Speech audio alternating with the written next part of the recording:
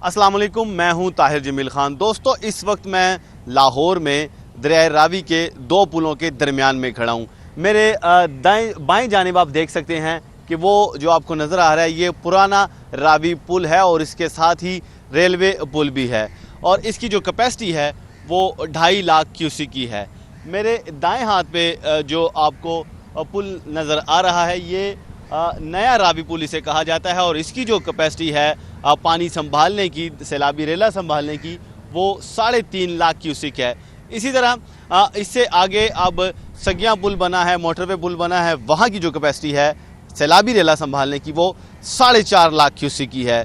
लेकिन लाहौर में इस वक्त जो पानी की मिकदार है वो 55,000 क्यूसेक का रेला यहाँ से गुजर रहा है, जो निचले दर्जे का सैलाब कंसीडर होता है। अब इसमें घबराने की देखा जाए तो कोई बात नहीं, लेकिन पीडीएम में और रिलीफ कमिश्नर ने एक खदशात का इजहार किया है कि ख़तरा अभी लाहौर से टला नहीं है। लाहौर में जो मैक्सिमम रेला आया था गुज़िश्ता जुमे के रोज़ वो 2,20,000 क्यूसेक था और कैपेसिटी जो मैंने आपको बताई वो कम अज़ कम जो है पुराने पुल की वो 2.5 लाख है, यानी कि 2.5 लाख क्यूसेक से ऊपर का अगर पानी आएगा तो वो ओवरफ्लो होकर शहर में जाएगा। लेकिन जो मैक्सिमम आया था वो 2,20,000 था और अब 55,000 है। पीडीएमए के मुताबिक मुसलसल बारिशें हो रही हैं, मानसून का मौसम अभी गया नहीं और बलाई इलाकों में शदीद बारिशें हो रही हैं, जिससे रावी का जो सतह है पानी की इसमें मज़ीद भी इजाफा हो सकता है। इसी तरह भारत की तरफ, चूँकि दरियाए रावी भारत की तरफ से आता है, हिमाचल प्रदेश से आता है, भारतीय रियासत से, और वहाँ पे कोह मालिया की जो रेंज है वो इसका मंबा है, वो वहाँ से निकलता है। तो कोह मालिया में भी बारिशें हो रही हैं, भारतीय पंजाब में भी बुरी सूरत हाल है, सैलाब ने तबाही मचाई है और गुज़िश्ता हफ्ते भी इन्हीं वजूहात की बिना पर लाहौर में 2,20,000 का रेला आया था। चूँकि उसमें बड़े फैक्टर्स थे, जिनमें सबसे बड़ा फैक्टर तो ज़ाहिर है पानी, क्लाइमेट चेंज है।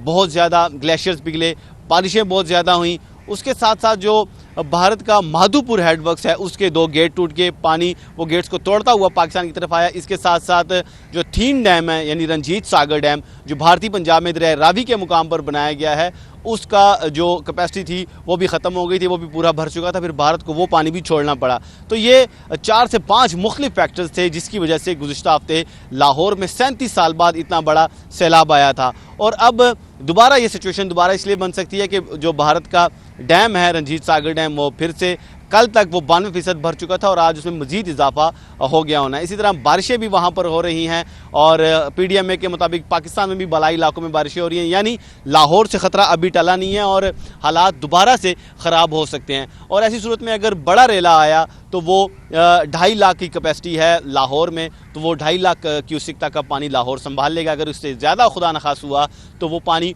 ओवरफ्लो हो जाएगा। ऐसे में सरकारें क्या करती हैं, वो ये फिर होता है कि बड़े शहर को बचाने के लिए जो पीछे ही बड़े शहर से पहले ही बंद जो होते हैं छोटे शहरों पे, जो फसलों पे, जो गांव देहात पे उनकी कुर्बानी देनी होती है, तो बंद पीछे से ही तोड़ दिया जाता है और बड़े शहर को बचाने के लिए पानी का रुख उन इलाकों में, उन देहात में और छोटे शहरों की तरफ मोड़ दिया जाता है। तो हम उम्मीद करते हैं कि ऐसी कोई नौबत ना आए। लाहौर समेत पाकिस्तान के जितने भी शहर हैं और हमारे जितने भी हमारी अवाम है, हमारी कौम है, सैलाब की तबाहकारियों से महफूज रहे।